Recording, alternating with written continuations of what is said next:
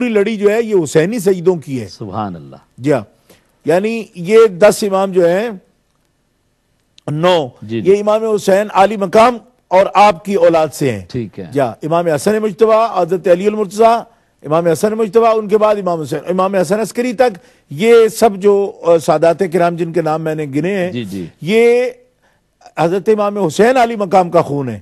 اور آخری امام جو ہے امام محمد مہدی، ان کو یہ شرف ہے. اور اس پر بعض محدثین نے یہ بڑا خوبصورت نقطہ لکھا ہے کہ امام حسن مجتبیٰ نے چونکہ خلافت جو ہے اور بادشاہت جو ہے خلافت وہ دے دی تھی، تفویض کر دی تھی، تو اللہ حکم الحاکمین نے ان کی لڑی میں اور ان کے خون میں ایک ایسا شخص رکھا ہے کہ اس سے اعلیٰ تر حکومت جو ہے، یعنی وہ 30 لاکھ مربع میل کی حکومت تھی جو آپ نے تفویض کی امت کی صلح کے لیے، لیکن اس سے بڑی کہ پورے جہان کی جو حکومت ہوگی کہ عدل سے بھرنے والا امام وہ آپ کی نسل سے ہوگا. یہ بھی آپ کا جو وہ قربانی ہے اس کے نتیجے میں اللہ حکم الحاکمین نے سرکار دو عالم علیہ السلام کی اس شہزادے کی اولاد میں یہ شرف رکھا ہے کہ اللہ تعالیٰ ان کو دین اور دنیا کا امام بنائیں گے اور وہ پوری دنیا کو امن اور عدل سے بھر دیں گے. الحمدللہ. یہ احادیث مبارکہ میں یہ تصریح موجود ہے. جی ماشاءاللہ. قبلہ شاہ صاحب بہت پیارا جواب دیا آپ نے. شاہ فرمایا. ہمارے سر محترم محمد صدیق صاحب ہیں، بریڈ فورڈ سٹی پروگرام میں شامل. خوش آمدید. السلام علیکم.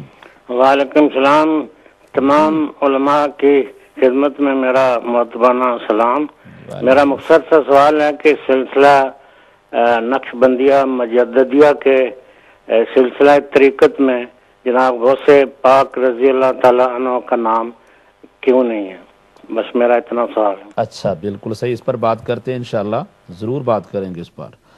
جی علامہ صابری صاحب، ایک کالر نے کہا تھا کہ جب غوث پاک رضی اللہ عنہ آپ کی والدہ نے آپ کو بھیجا تعلیم حاصل کرنے کے لیے اور کہا بیٹا رستے میں کوئی مشکلات یا کوئی پریشانی آ جائے تو کچھ پڑھنے کے لیے آپ نے ارشاد فرمایا، تو میں آپ سے گزارش کروں گا، وہ کالر کہہ رہے تھے کہ میری ریکویسٹ ہے علماء کرام سے وہ کلمات اگر بتا دیے جائیں تو تاکہ کوئی مشکلات پریشانی ہو تو وہ بھی اس سے رہنمائی حاصل کر سکیں. وہ آپ سے گزارش ہے کہ یہ عبداللہ صاحب تھے ہمارے لنڈن سے، ان کے یہ سوال تھا جناب. جی وہ الفاظ میرے سامنے لکھے ہوئے ہیں. بسم اللہ ارشاد فرمائیں. ان الفاظ اور دعا کا نام ہے چہل کاف باموکلات. تو یہ چونکہ کافی لمبے ہیں، میں پڑھوں گا بھی. تو پہلی لائن کفا کا ربو کا یا کفائی لم یکفی کا یا کم کائی واقفتن، تو یہ صاف ظاہر ہے وہ 4 کاف کا ایک خاص اس میں تکرار ہے اور اصرار ہے. تو مزید اگر آپ پوچھنا چاہیں تو میں کنٹرول روم میں چھوڑ دوں گا یا آپ سے رابطہ کر لیں گے، آپ کو یہ مل جائے گی. اور کچھ سوال ہے تو کریں. جی میں علامہ صاحب ضرور آپ کو سوال دیتا ہوں. نیکسٹ سوال عبداللہ صاحب، آپ ایسا کریں کہ جیسے علامہ صاحب نے فرمایا کہ یہاں وقت اتنا نہیں ہوتا کہ سارے معاملات جو ہیں وہ نپٹا دی جائیں، تو آپ اپنا ٹیلی فون نمبر سر پر چھوڑ دیں، انشاءاللہ آپ کی ہیلپ کر دی جائے گی. قبلہ ابو وقاص صاحب نے اولڈم سے بات کی تھی کہ یہ جو چند چینل پہ ہم دیکھتے ہیں کہ بجائے ربیع الثانی کے وہ ربیع الغوث کے نام سے لکھتے ہیں چینل پہ، تو کیا یہ مہینوں کے جو نام ہیں ان کا تعین حضور علیہ السلام کے زمانے میں ہو چکا تھا؟ یہ سوال ہے ان کا. بسم اللہ الرحمن الرحیم. اس پر ویسے پہلے شاہ صاحب نے بھی بارے شریعت میں بھی گفتگو کی ہے بڑی ڈیٹیل کے ساتھ. جی جی.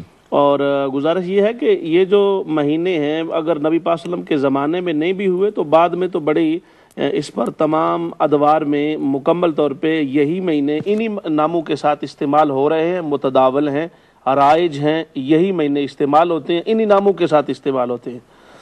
تو باقی انہوں نے جو یہ کہا کہ ربیع الغوث اس کو کہنا یا عقیدت میں اگر کہہ دے تو کوئی حرج والی بات نہیں ہے، لیکن جب شروع سے تمام علماء ائمہ تمام طبقات کے اندر یہی نام رائج رہے ہیں تو انہی ناموں کے ساتھ برکات اور نسبتیں وابستہ ہیں.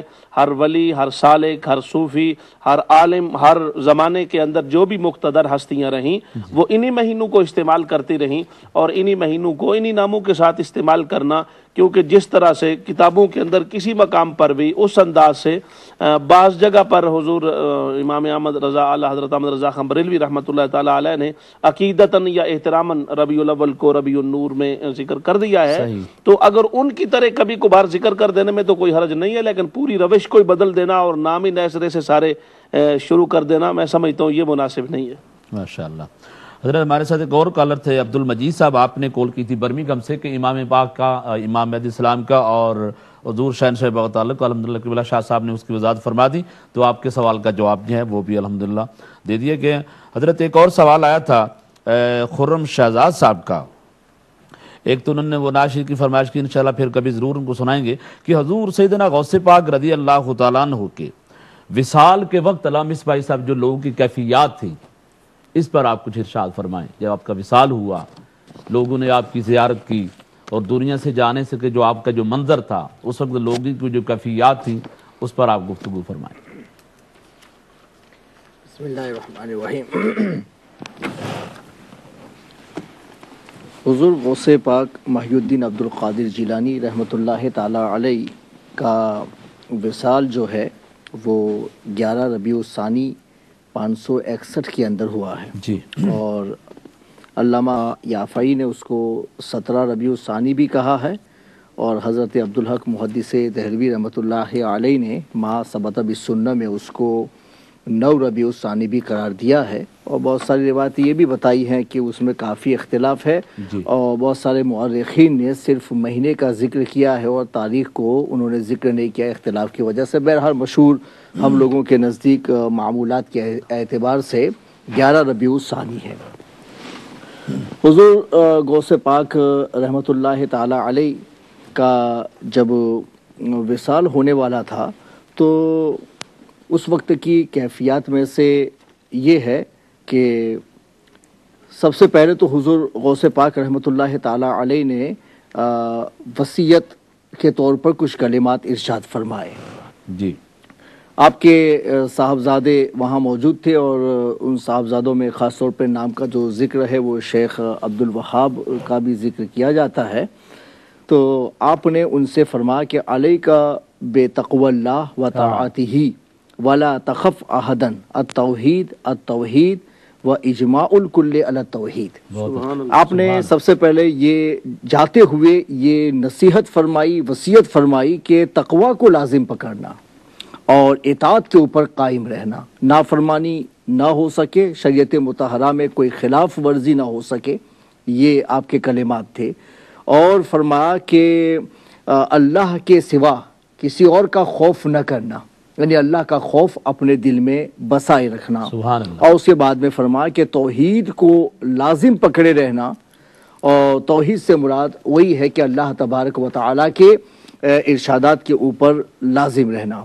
اور پھر آپ نے فرمایا و اجماع الکل علی التوحید، سب کا اجماع ہے توحید کے اوپر، یعنی اللہ تبارک و تعالیٰ سے ربط رکھنے پر سبھی لوگوں کا اجماع ہے کہ جو کچھ شریعتیں بھیجی گئی ہیں، انبیاء بھیجے گئے ہیں رشد و ہدایت کے لیے، اللہ تبارک و تعالیٰ نے اپنی بارگاہ سے جن اشخاص کا انتخاب کیا ہے وہ سب کا سب اسی لیے ہے کہ اللہ تبارک و تعالیٰ سے بندوں کا ربط مضبوط رہے۔ تو اس لیے آپ نے توحید کا خصوصی ذکر کیا کہ اللہ تبارک و تعالیٰ کی عبادت میں مشغول رہا جائے۔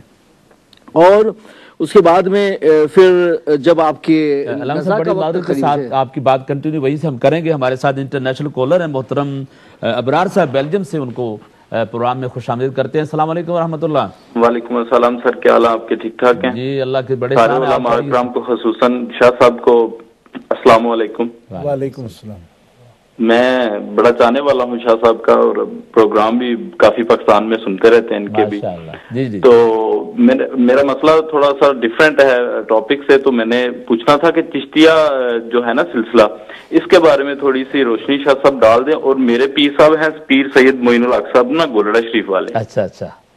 تو ابھی تھوڑی دیر پہلے داڑھی کی بات ہو رہی تھی، تو اس لحاظ سے بھی میں نے چھوٹا سا کویسچن ہے کہ ان کی داڑھی چھوٹی ہے، ٹھیک ہے، تو ان کے بارے میں کیا کرنا چاہیے؟ داڑھی پوری ہونی چاہیے نہیں ہونی چاہیے؟ سوال آ گیا، انشاءاللہ ضرور اس پر بات کرتے ہیں۔ بہت شکریہ آپ کے تشریف آوری کا، اور انشاءاللہ اس پر بات کریں گے، بہت مہربانی۔ جی علامہ اسماعیل۔ پھر اس کے بعد میں حضور غوث پاک رحمۃ اللہ تعالیٰ علیہ نے جو وہاں حاضر تھے ان لوگوں سے کہا کہ آپ لوگ تھوڑے سے ہٹ جاؤ، تمہارے ساتھ میں دوسرے بھی جو رجال الغیب وغیرہ ہیں وہ بھی میری بارگاہ میں آ رہے ہیں۔ اور اس کے بعد میں لوگوں کو تھوڑی دیر کے لیے ہٹا دیا گیا۔ اس کے بعد میں حضور غوث پاک رحمۃ اللہ تعالیٰ علیہ ان لوگوں کو سلام کرتے رہے اور دعائیں دیتے رہے۔ اور اس کے بعد میں پھر فرماتے ہیں کہ حضور غوث پاک رحمۃ اللہ تعالیٰ علیہ کے جب وصال کا وقت قریب ہو گیا تو آپ کی زبان کے اوپر لا الہ الا اللہ محمد رسول اللہ کا کلمہ جاری تھا اور آخری الفاظ آپ کی زبان پر اللہ اللہ اللہ تھے اور اسی کے ساتھ میں آپ کی روح پرواز کر گئی. تو یہ آپ کی وصال کی وقت کی خصوصیت ہے. اور جو حضور غوث پاک رحمۃ اللہ تعالی علیہ کا وصال پرملال ہوا تو اس کے بارے میں بھی ایک بہت پسندیدہ واقعہ آپ کی زندگی کا کہ آپ کبھی ہنستے نہیں تھے. حالانکہ اتنے بڑے بزرگ تھے, ہر قدم پر کرامت کا ظہور ہوتا تھا, لیکن اس کے باوجود بھی ہنستے نہیں تھے. ہمیشہ چہرے پر کیا ہے اللہ کے خوف کے آثار نمایاں رہتے تھے.